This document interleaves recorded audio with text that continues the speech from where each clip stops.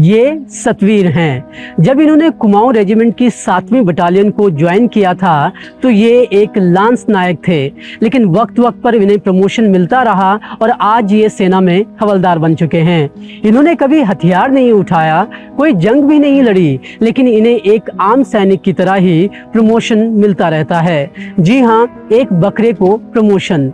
इससे पहले कि आप ये सवाल पूछें कि ऐसा क्यों किया जाता है, उससे पहले जान लें कि सिर्फ कुमाऊं रेजिमेंट में ही नहीं बल्कि गढ़वाल राइफल्स में भी एक बकरा शामिल हुआ था जिसे जनरल का तबका हासिल था। और ये भी जान लीजिए कि जो ठाट बाट इन बकरों को मिलता था और मिलता है ना, वो आम सैनिकों को शायद ही नसीब हो। आखिर क्यों और कैसे ये बकरे भारतीय सेना के इन 2 रेजिमेंट्स में शामिल हुए? शामिल तो हो गए, लेकिन ये बकरे रेजिमेंट में करते क्या हैं, इनकी ड्यूटीज क्या होती हैं और अक्सर जवानों की प्लेट में भोजन के तौर पर सजने वाले बकरे को रेजिमेंट ने अपना हिस्सा बनाने की क्यों ठानी? आपकी इन सभी आशंकाओं और सवालों का जवाब आगे इस रिपोर्ट में है। बात 1963 की है। लॉन्ग रेंज पेट्रोल यूनिट गश्ती से वापस लौट रही थी। आगे आगे बढ़ रही यूनिट की गाड़ी के पीछे एक बकरा दौड़ रहा था। ये बकरा गाड़ी के पीछे पीछे दौड़ते हुए यूनिट की लोकेशन तक पहुंच गया। बकरे के यूनिट लोकेशन तक आने के बाद कुमाऊं रेजिमेंट के जवानों ने उसे दूर भगाने की बजाय अडॉप्ट कर लिया और उसका नाम रखा गया सतवीर। ऐसा नहीं है कि ये नाम रैंडमली रख लिया गया होगा। इस बकरे का नाम तय करने के लिए बाकायदा ऑफिसर्स की एक टीम बनाई गई और काफी सोच विचार के बाद सतवीर नाम फाइनल किया गया। सतवीर को अंग्रेजी में लिखेंगे तो इसमें एस का मतलब कुमाऊं रेजिमेंट की 7वीं बटालियन है, ए से बटालियन का मोटो है, टी से उस समय के कमांडिंग ऑफिसर कर्नल थाम्बू का नाम आता है, वहीं वी से उस समय के सेकंड इन कमांडर का नाम विश्वनाथन है, आई से उस समय के वरिष्ठ कंपनी कमांडर ईश्वर सिंह दहिया का नाम आता है और आर से उस समय के सूबेदार मेजर रावत का नाम है। इस बकरे का नामकरण तो वैसे 1963 में ही किया गया था, लेकिन आधिकारिक तौर पर इसे ये नाम 1 सितंबर 1965 को दिया गया था। इसी दौरान उसे लांस नायक की पोस्ट भी दी गई। तब से लेकर अब तक लगातार इस बकरे का प्रमोशन होता रहता है और 1968 में इसे नायक की पदवी मिली और 1971 में ये हवलदार बना।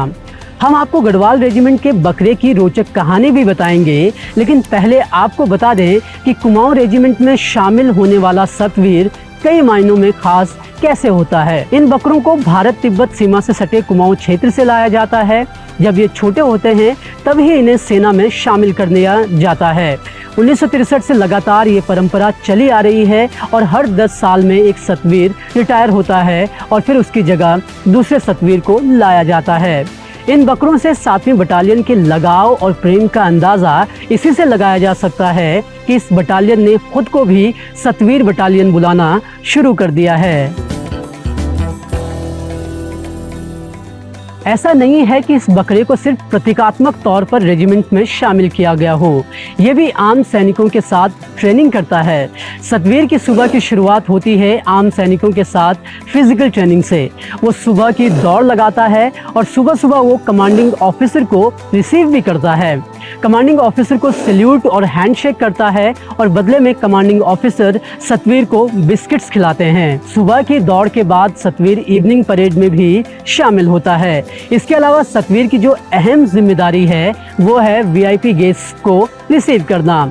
इस दौरान सतवीर अपनी यूनिफॉर्म पहनकर सबका स्वागत करता है। वहीं देश हो चाहे विदेश, हर जगह सेरेमोनियल कार्यक्रमों में सतवीर मैस्कॉट के तौर पर बटालियन के साथ जाता है और जब सतवीर की मौत होती है तो उसे सैन्य सम्मान के साथ और 3 बंदूकों की सलामी दी जाती है। कुमाऊं रेजिमेंट में जहां एक तरफ सतवीर हैं तो दूसरी तरफ कुमाऊं स्कॉट्स में पवन दूत का नाम आता है। पवन दूत भी एक बकरा है जिसे कुमाऊं स्कॉट्स में शामिल किया जाता है और इनके सेरेमोनियल कार्यक्रमों में पवन दूत शामिल होता है। जहां कुमाऊं रेजिमेंट में आज भी सतवीर के तौर पर विशेष बकरे को शामिल किया जाता है, तो वहीं गढ़वाल राइफल्स में ये परंपरा नहीं है, लेकिन बकरा गढ़वाल रेजिमेंट के पास भी था। गढ़वाल रेजिमेंट के जनरल बकरे का जिक्र इतिहासकार डॉक्टर रणवीर सिंह चौहान ने अपनी किताब लैंसडाउन सभ्यता और संस्कृति में किया है। वहीं साहित्यकार योगेश पांथरी ने अपनी किताब कालो डांडा से लैंसडाउन में भी इसका जिक्र किया है। इन किताबों के मुताबिक द्वितीय विश्व युद्ध के दौरान एक ऐसी घटना हुई जिसकी वजह से ये बकरा गढ़वाल रेजिमेंट में शामिल हो गया। वो घटना भी हम आपको बताएंगे, लेकिन पहले आपको इस बकरे के बारे में बताते हैं। इस बकरे का नाम बैजू था। इसे जनरल का पद दिया गया था। गढ़वाल राइफल्स में इस बकरे का सम्मान कितना ज्यादा था वो आप इसी से समझ सकते हैं कि इस बकरे को लैंसडाउन में कहीं भी घूमने की आज़ादी थी। छावनी में बाकायदा बकरे के लिए एक अलग से बैरक बनाया गया था जहां ये बकरा अक्सर आराम फरमाता। जनरल बैजू के ठाठ का अंदाजा इसी से लगाया जा सकता है कि किसी भी दुकान पर जाकर ये जो चाहे वो खा लेता था। दुकानदार कभी इसे मना नहीं करते, हालांकि इसका बिल बाद में गढ़वाल रेजिमेंट भर देती थी। सिर्फ किताबों में ही नहीं बल्कि लैंसडाउन के पुराने लोग भी जनरल बकरे के बारे में सुने जाने की बात कहते हैं। हालांकि वो ये भी साफ करते हैं कि उन्होंने अपनी आंखों से तो कभी नहीं देखा, लेकिन उनके घर के बुजुर्ग जरूर जनरल बकरे की बात किया करते थे। बताया जाता है कि इस बकरे को भी प्रमोशन दिया गया और ये जनरल के पद तक रेजिमेंट के साथ बना रहा। अब वो घटना भी जान लीजिए जिसकी वजह से ये बकरा गढ़वाल राइफल्स के साथ जुड़ा। 1940 के दशक की बात है। अफगानिस्तान पर रूस का प्रभाव लगातार बढ़ता जा रहा था। इस प्रभाव को कम करने के लिए अंग्रेजों ने वहां कुछ सैनिकों को भेजा और कहते हैं कि इस युद्ध में अंग्रेजों के 1700 से ज्यादा सैनिक मारे गए। इसके बाद वहां गढ़वाल राइफल्स को भेजा गया। युद्ध के दौरान रेजिमेंट की एक टुकड़ी चित्राल में रास्ता भटक गई। आज पाकिस्तान के खैबर पख्तूनख्वा प्रांत के जिले के रूप में शामिल चित्राल में ये सैनिक कई दिनों भूखे प्यासे भटकते रहे। फिर एक दिन उन्हें झाड़ियों में लंबी दाढ़ी वाला एक बकरा दिखा। सैनिकों ने उसे मारकर भूख मिटाने की मंशा से उसका पीछा किया। दौड़ते दौड़ते बकरा अचानक एक खुले मैदान में रुक गया और उसने अपने खुरों से जमीन खोदना शुरू कर दिया। सैनिकों ने देखा तो वहां आलू थे। जवानों ने उन आलूओं से अपनी भूख मिटाई और बकरे को फरिश्ता माना।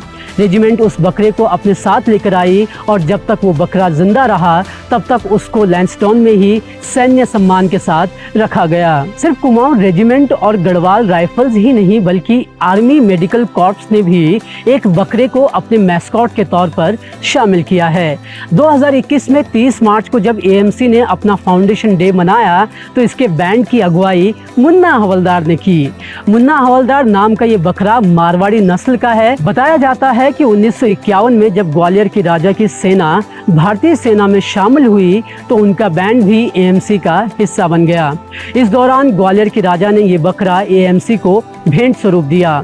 तब से पिछले 70 सालों से मुन्ना हवलदार एएमसी का हिस्सा है और आगे भी रहेगा। गढ़वाल और कुमाऊं रेजिमेंट का और फिर आर्मी मेडिकल कॉर्प्स का एक बकरे को इतना सम्मान देना एक ही बात साबित करता है कि फौजी कभी एहसान नहीं भूलते। और एक एहसान हम पहाड़ियों को ही नहीं बल्कि सभी भारतीयों को इनका भी नहीं भूलना चाहिए। ये हैं इसरो के पहले पहाड़ी वैज्ञानिक नीलांबर पंत, जिन्होंने घर घर में टेलीविजन पहुंचाया। इनके अल्मोड़ा से इसरो तक पहुंचने की पूरी कहानी देखिए हमारी इस स्पेशल रिपोर्ट में। और साथ ही याद रखिए कि ऐसे ही रोचक और अहम जानकारी के लिए आपको हमारे चैनल को लाइक, शेयर और सब्सक्राइब जरूर करना है। शुक्रिया।